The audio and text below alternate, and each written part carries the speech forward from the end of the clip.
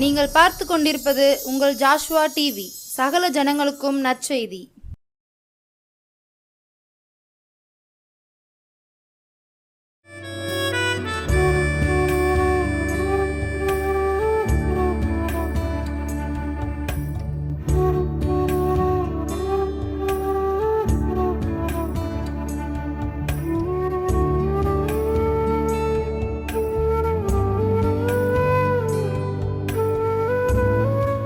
தேவனுடைய நாமம் மகிமைப்படுவதாக.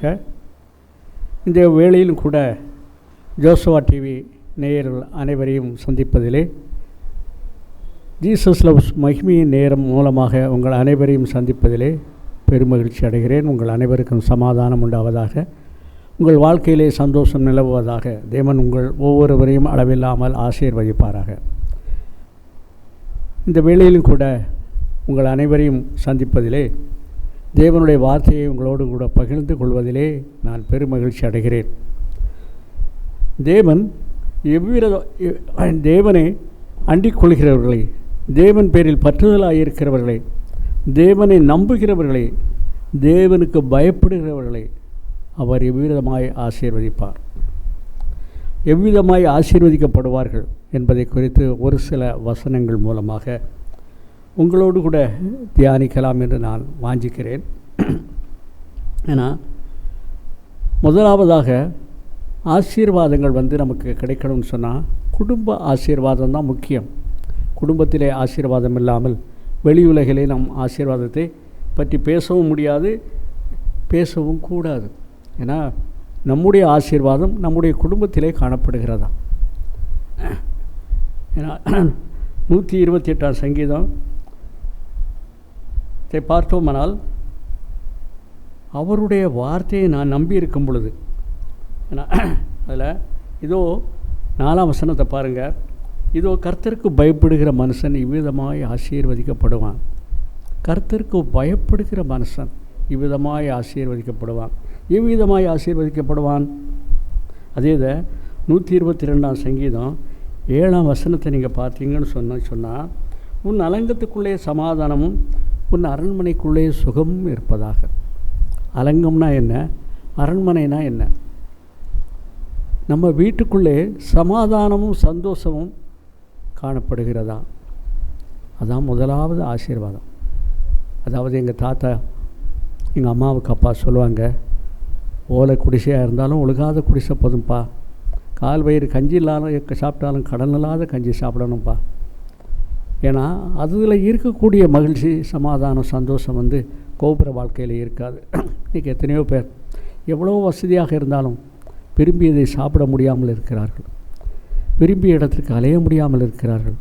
ஏன்னா அந்த மாதிரி உடல் நிலைமைகள் ஒத்துக்கொள்ளாத அளவிலே அநேகருடைய வாழ்க்கையை நாம் பார்க்கிறோம். ஆனால் கர்த்தருக்கு பயப்படுகிற மனுஷன், கர்த்தரை நம்பி இருக்கிற மனுஷன், கர்த்தருக்கு கீழ்ப்படுகிற மனுஷன் ஆசீர்வதிக்கப்பட்டு அவன் வாழ்நாளெல்லாம் சுகபோகமாய் ஜீவிக்கிறதை நாம் பார்க்கலாம்.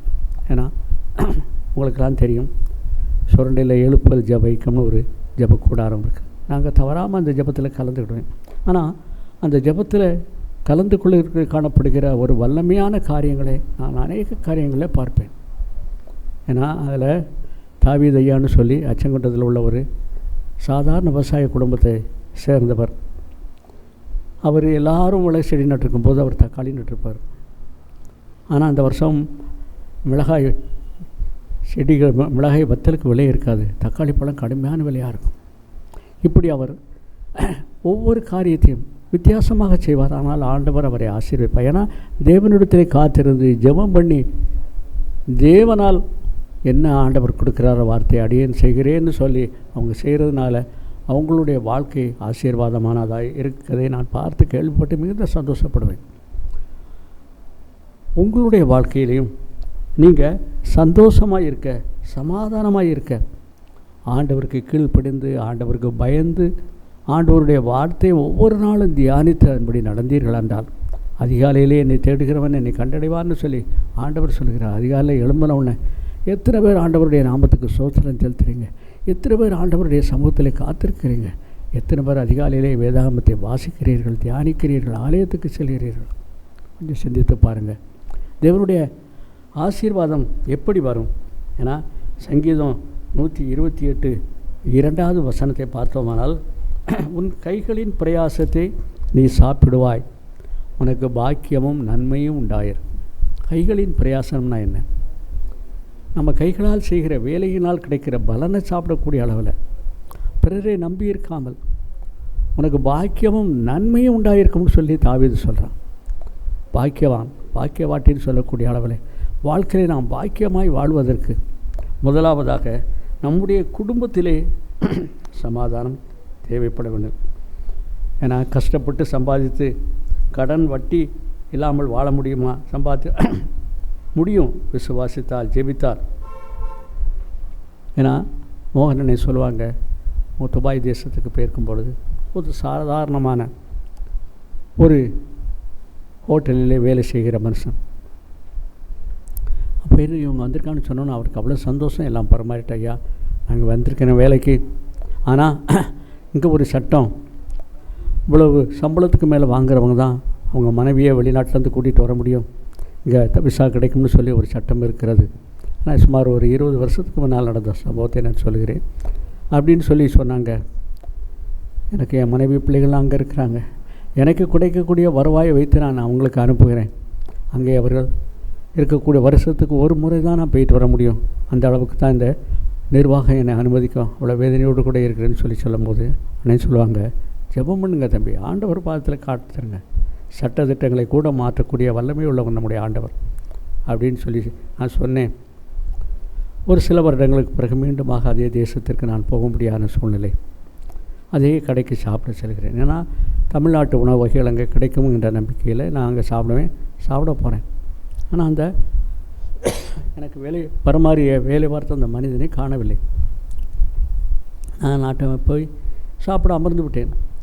சாப்பிட்டு விட்டு பணம் செலுத்த வேண்டும் என்று வந்தால் அந்த கல்லாப்பட்டின்னு சொல்லுவாங்களே கவுண்டரில், அந்த மனிதன் என்னை பார்த்தோன்னே அவளுக்கு அவ்வளோ சந்தோஷம். ஐயா நீங்கள் பில் தர வேண்டாம் ஐயா, நான் கூட தருவேன். தம்பி அப்படி இல்லை, உன்னுடைய சம்பளத்தில் பிடிச்சிருவாங்க. ஏன்னா கம்ப்யூட்டர் பில் போட்டுக்கும்போது கணக்கு வந்து அதுக்கு அவர் சொன்ன வாசகம் என்னையே அதிருப்தி அடை செய்து விட்டது என்று தானே சொன்னாங்க. ஐயா நான் தானேயா அந்த கடைக்கு ஓனர், நான் ஓனராக இருக்கும்போது எப்படியா பிடிக்க முடியும்னு சொல்லி அண்ணனுக்கு பெரிய ஆச்சரியம். அப்போதான் சொன்னான், நீங்கள் எப்போ சொல்லிட்டு போனீங்க இல்லையா, அன்னையிலேருந்து நான் ஜெபம் பண்ண ஆரம்பித்தேன், நேரம் கிடைக்கும் போதெல்லாம் ஜெபம் பண்ணுவேன். கொஞ்ச நாள்லே எங்கள் கடைக்கு சாப்பிட வந்த ஒருத்தர் சொல்லுவார், இப்போ சட்டத்தை மாற்றியாச்சு தம்பி, யார் வேணாலும் விசா எடுக்கலாம், கூட்டிகிட்டு வரலான்னு. உடனே நான் ஆஃபீஸுக்கு விசாவை வாங்குவதற்காக சென்றேன். போன உடனே ஒன்றுமே சொல்லலை, உடனே வாங்கி விசாவுக்கு அப்ளை பண்ணி கிடைத்தது.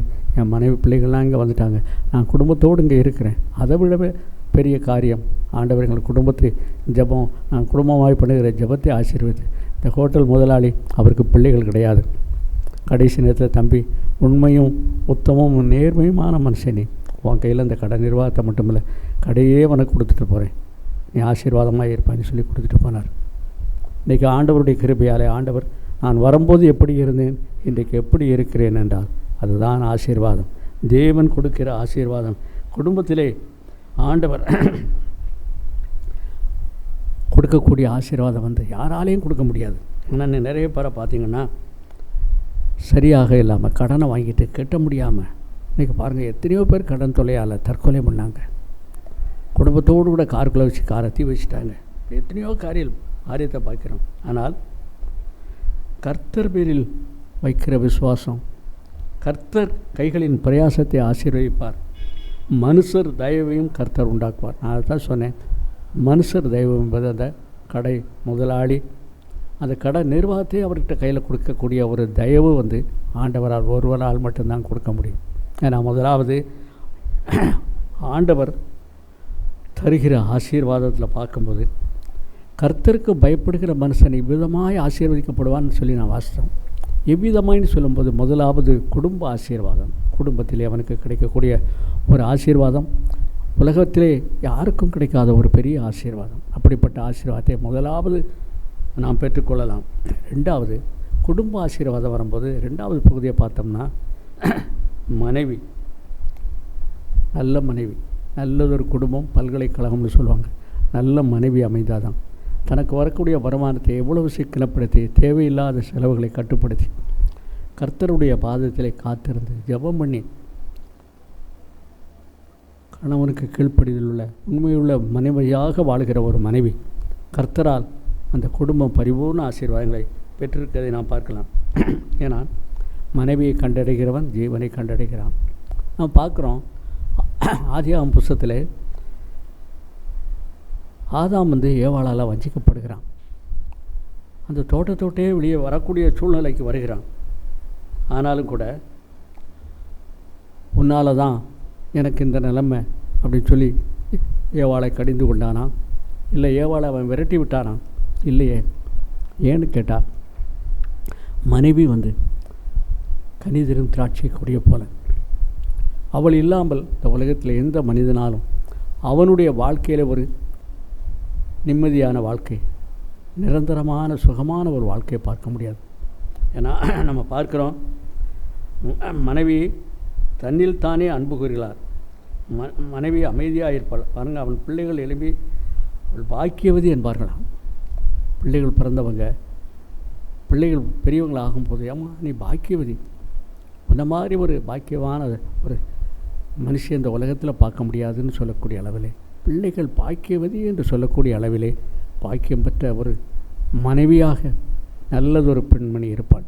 ஏன்னா பார்க்குறோம், குணசாலியான ஸ்திரீயை கண்டுபிடிப்பவன் யார்? நீதிமொழிகளில் நம்ம பார்க்குறோம், குணசாலியான ஸ்திரீயை கண்டுபிடிப்பவன் யார்? அநேகம் பெண்கள் குணசாலியாக இருந்ததுண்டு. அநேகர் குணசாலியாக இருப்பாங்க. ஆனால் அவங்க எல்லாரையும் விட நீ மேன்மையானவள். ஏன்னா நல்ல மனைவி நல்ல குடும்பம் ஆண்டவரால் மட்டும்தான் கொடுக்க முடியும். ஆண்டவர் மட்டும்தான் ஒரு ஆசீர்வாதத்தை கொடுக்க முடியும். ஆண்டவர் நம்மை எவ்விதமாய் ஆசீர்வதிக்கிறார் என்று பார்க்கும் பொழுது, முதலாவதாக ஒரு நல்ல குடும்ப வாழ்க்கை. ஆண்டவர் கொடுக்கிற முதல் ஆசீர்வாதம் ஒரு நல்ல குடும்ப வாழ்க்கை. இரண்டாவது நல்ல மனைவி. மூன்றாவதாக நாம் பார்த்தோமானால் பிள்ளைகள் கர்த்தரால் வரும் சுதந்திரம். கர்த்தர் கொடுக்கக்கூடிய ஒரு சுதந்திரம் பிள்ளைகள்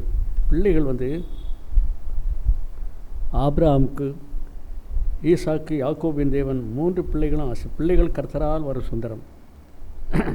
ஒலிவ மரக் கன்றுகள் போல இருப்பார்கள். மனைவி கண்டடைகிறவன் நன்மை கண்டடைகிறான்னு நம்ம பார்த்தது மாதிரி பிள்ளைகள் கிரீடம், பெற்றோருக்கு கிரீடம் போன்றவர்கள் பிள்ளைகள். அப்படிப்பட்ட பிள்ளைகளை ஆண்டவர் ஒருவரால் மட்டும்தான் கொடுக்க முடியும். ஆண்டவர் கொடுக்கக்கூடிய ஆசீர்வாதம் நல்ல பிள்ளைகள். ஏன்னா இப்போ பார்க்குறோம், இந்த வயசில் இப்போ உள்ள சூழ்நிலையில் நம்ம பிள்ளைகளை பார்த்தோம்னா முடி வெட்டி இருக்கிறதும், செல்ஃபோனை கையில் வச்சுட்டு அலைகிறதும், பெற்றோருக்கு கீழ்ப்படியாமல், பெரியவர்களை மதிக்காமல், கற்றுக் கொடுக்கிற ஆசிரியர்களையே அடிக்கிறோம். எத்தனையோ விதமான சூழ்நிலையை நாம் உலகத்திலே பார்க்கிறோம். ஆனால் தேவனால் ஆசீர்வதிக்கப்பட்ட ஒரு மனுஷனுடைய பிள்ளைகள் அவனுக்கு ஒரு நல்ல பேரை வாங்கி கொடுக்கக்கூடிய அளவிலே, நல்ல முறையில் படித்து நல்ல பதவிக்கு வரக்கூடிய அளவிலே, குடும்பத்தின் பொறுப்புகளை உணர்ந்து செயல்படுகிற விதத்திலே அவர்கள் காணப்படுவார்கள். ஆனால் பிள்ளைகள் ஒரு பெற்றோருக்கு கிரீடத்தை கொடுக்கக்கூடியவர்கள். வெளியில் போனால், எப்பா அவனை பாரு, அவன் பிள்ளையை பாரு, எப்படி அருமையாக வளர்த்துருக்கிறான், நீயும் பிள்ளையை வச்சுருக்கியன்னு சொல்லுவாங்க. ஏன்னா சிலர் கோவப்பட்டு விடுவாங்க. பிள்ளைகள் ஒரு சின்ன தவறு செய்தாலும் கூட அன்பான அந்த பிள்ளைகளை நாம் திருத்துவதை விட்டு. ஏன்னா எங்கள் ஸ்கூலில் யூகேஜி படிக்கக்கூடிய ஒரு பையன் ஒரு நாளும் இல்லாமல் ஆசைப்பட்டான்னு சொல்லி ஒரு சில்வர் செயினை, வெள்ளி செயினை அவனுடைய காலத்தில் போட்டு விட்டுருக்குறாங்க. யூகேஜி படிக்கக்கூடிய பையன், 3லேருந்து 4 வயசுக்குள்ளே உள்ள பையன். அவன் ஸ்கூலுக்கு வந்த இடத்துல அவனுடைய நண்பன் பார்த்துட்டு, நல்லா இருக்குது, எனக்கு கொஞ்சம் நேரம் போட தாயேன்னு சொல்லி கேட்டிருக்கிறான். இவன் சரி இன்னும் ஆசையில் கலத்தி கொடுத்துட்டான். ஆனால் அதை மறந்து விட்டான். அவன் வீட்டுக்கு வரும்போது அதை வாங்க அம்மா வந்துட்டான். வீட்டுக்கு இறங்கி ஸ்கூல் பஸ்லேருந்து வீட்டுக்கு போன உடனே அவங்க அம்மா சட்டை இப்படி திறந்து பார்த்துருக்காங்க, செயின் இல்லை. உடனே ஒரு அடி அடிச்சு, என்னாச்சு ஏதாச்சு. அவங்க ஒரு பையனுடைய பேரை சொல்லி, ஏம்மா ஆசைப்பட்டு கேட்டான், நான் போட கொடுத்தேன், ஆனால் அந்த பையனுக்கு அடுத்த ஊர் கிடையாது, அதே அவங்க ஊரில் தான் ஒரு அடுத்த தெருவில் உள்ள பையன். அவங்க உடனே எனக்கு ஃபோன் பண்ணுறாங்க, சார் அந்த பையனுடைய நம்பர் இருந்தால் கொடுங்களேன் அப்படின்ட்டு. அம்மா நான் வெளியில் இருக்கிறேன், நான் கொஞ்சம் பொறுத்து போனோன்னே நம்பரை தாரேன்னு சொன்ன உடனே இந்த பையன் செயினை கொடுத்த பையன் என்ன சொல்கிறேன்னா, வாமா எனக்கு அவங்க வீடு தெரியும், நான் கூட்டிகிட்டு போகிறேன்னு சொல்லிட்டு. அந்த அம்மா என்கிட்ட பேசினவங்க அந்த செல்லை ஆஃப் பண்ணலை, கையில் ஆணோடு இருக்கிறது. சொல்கிறாங்க, ஒன்றை போய் பிள்ளையாப்ப தேம்பார் அப்படின்னு வார்த்தை அந்த தாய் சொல்கிறாங்க. கொஞ்சம் பொறுத்து சொல்கிறாங்க, அந்த செயின் மட்டும் கிடையாமல் இருக்கட்டும், உன் சங்க திரும்பிடுது. எப்படி பாருங்கள், ஒரு பெற்ற பிள்ளை, ஒரு ஆண் பிள்ளை, இவங்க அவன் ஆசையாக கேட்டான்னு இவங்க தான் போட்டு விட்றாங்க. ஆனால் நான் எங்கள் பள்ளிக்கூடத்து விதிகளின்படி செயினையோ கையில் மோதிரமோ பெண் பிள்ளைகளுக்கு காலில் கொலுசோ போட்டு விடக்கூடாது. ஆனால் அதையும் மீறி அவங்க போட்டு விட்ருக்குறாங்க. சரி, இந்த பையன் இப்படி சொல்கிறான். ஏன்னா இன்றைக்கி உலக பிரகாரமான காரியத்தில் பெரியவர்கள் யாருக்குமே எந்த பொருளையும் கொடுக்க மாட்டாங்க. சின்ன பிள்ளைகள் ஒரு பாசத்தில் அந்த செயினை கொடுத்துட்டு அவன் கழுத்தில் போட்டுட்டு மறந்துட்டான். அவன் கொடுக்க மறந்துட்டான், இவனும் கேட்க மறந்துட்டான். 2 பேரும் வீட்டுக்கு வந்தாச்சு. ஆனால் இவங்க வீட்டில் எப்படி அந்த தாய் கலத்தி செயினை பார்த்தாங்களோ அதே மாதிரி அந்த பையன் வீட்லேயும் அவங்க வந்தோடனே என்னடா கழுத்தில் ஒரு மாதிரி இருக்குன்னு பார்த்தோன்னே அவன் சொல்லிட்டான், ஏம்மா இந்த பையனுடைய செயின் நான் கேட்டேன், உடனே ஆசையாக கழுத்தந்தான், நான் கொடுக்க மறந்துட்டேன்னு. உடனே அவங்க அம்மா வாங்கி பத்திரமா அவங்க டேபிளில் மேலே வச்சுருக்காங்க. இந்த பையனை அவங்க தாயார் கூட்டிகிட்டு போகிறாங்க. வீட்டுக்கு வெளியே நின்று நீ அவன் பேரை சொல்லி கூப்பிடு அப்படின்னு சத்தமாக சொன்ன உடனே இவன் கூப்பிட்றான். கூப்பிட்ட உடனே பையன் வரல. அவங்க அம்மா ஓடி வந்து என்ன அப்படின்ட்டு வீட்டுக்கு வந்த உடனே என் பையன் சொன்னான், எவ்வளோ பாசம் பார்த்தியெல்லாம் 2 பிள்ளைகளுக்கும் செய்யினா இவன் கொடுத்துருக்கான். கேட்ட உடனே அவனும் வாங்கி போட்டிருக்கான், அவனும் கொடுக்கலை இவனும் கேட்கலை. நான் வீட்டுக்கு வந்தவுடனே பார்த்த உடனே சொன்ன உடனே நான் கலத்தி வச்சுருக்கேன்னு சொல்லி எடுத்து கையில் கொடுக்குறாங்க. அதை வாங்கி கொண்டு வீட்டுக்கு போன பிறகு அந்த அம்மா எனக்கு ஃபோன் பண்ணி, சார் செயின் கிடைச்சிட்டுன்னு சொல்கிறாங்க. ஆனால் நடந்த சம்பவங்கள் அவ்வளோத்தையும் நான் கேட்டுக்கொண்டது அவங்களுக்கு தெரியாது. ஏன்னா இன்றைக்கி பிள்ளைகள் கர்த்தரால் வரக்கூடிய சுதந்திரம் ஆசீர்வாதத்தில் முக்கியமான பங்கு வைப்பது குடும்பத்தில் மனைவியும் பிள்ளைகளும் தான். அப்படிப்பட்ட ஒரு நல்ல மனைவியும் நல்ல பிள்ளைகளை ஆண்டவர் உங்களுக்கு தந்து உங்களை அளவில்லாமல் ஆசீர்வதிக்க நீங்கள் கர்த்தருக்கு வார்த்தைக்கு கீழ்ப்படிந்து அவருக்கு பயந்து அவருடைய வார்த்தையின் மேல் பிரியமாயிருந்து ஜெபம் பண்ணி தேவனுடைய சமூகத்திலே நீங்கள் காத்திருந்தீர்களானால் தேவன் உங்களுக்கு பெரிய காரியங்களை செய்வார். ஏன்னா இந்த காலத்தில் நம்ம பார்க்குறோம், ஆண்டவருடைய ஆசீர்வாதத்தை பெற்றவர்களை நம்ம வேதாகமத்தில் நிறைய பேரை பார்க்கலாம். அப்படிப்பட்ட ஆசீர்வாதம் உங்களுக்கும் கிடைக்க, உங்களையும் ஆண்டவர் ஆசீர்வதிக்க, நான் சொன்ன பிரகாரம் நீங்கள் நல்ல மனைவி நல்ல பிள்ளைகளோடு வாழ தேவனுக்கு பயந்து விசுவாசத்தில் நிலைத்திருங்கள். தேவன் உங்களை அளவில்லாமல் ஆசீர்வதிப்பாராக. எப்பொழுதும் கூட ஒரு ஜெபத்தோடு கூட நாம் இந்த நிகழ்வை முடிப்போம். அன்பின் பரலோக பிதாவே, இந்த அருமையான வேலைக்காக நன்றியோடு கூட தீர்க்கிறோமப்பா. தேவனே, நீர் எப்படி எங்களை ஆசீர்வதிப்பீர், எவ்விதமான ஆசீர்வாதங்கள் நாங்கள் பெற்றுக்கொள்ள வேண்டும் என்பதை நாங்கள் சிறிய நேரம் பார்த்தோமப்பா. ஆண்டவரே, எங்கள் வாழ்க்கைக்கு பிரயோஜனமாக இருக்க நல்ல மனைவிகளையும் நல்ல பிள்ளைகளையும் பெற்றவர்களாக உமக்கு பயந்து குடும்பமாய் நாங்கள் வாழ கிருபை தாரும். உடைய தெய்வீக ஆசீர்வாதம் எங்கள் ஒவ்வொருவர் குடும்பத்திலும் காணப்படட்டும். உடைய கரத்தில் எங்கள் ஒவ்வொருவரையும் ஒப்படைக்கிறோம். பொறுப்படுத்த வழி நடத்தும். ஆசீர்வதியும் பாதுகாத்துக்கொள்ளும். இந்த மகிமைய நேரத்தை பார்க்கிற ஒவ்வொரு பிள்ளைகளும் ஆசீர்வதிக்கப்பட்டவர்களாய் காணப்பட கிருபை செய்யும். மீட்பர் இயேசுவின் மூலம் ஜெபங்களும் ஜீவனுள்ள நல்ல பிதாவே, ஆமேன்.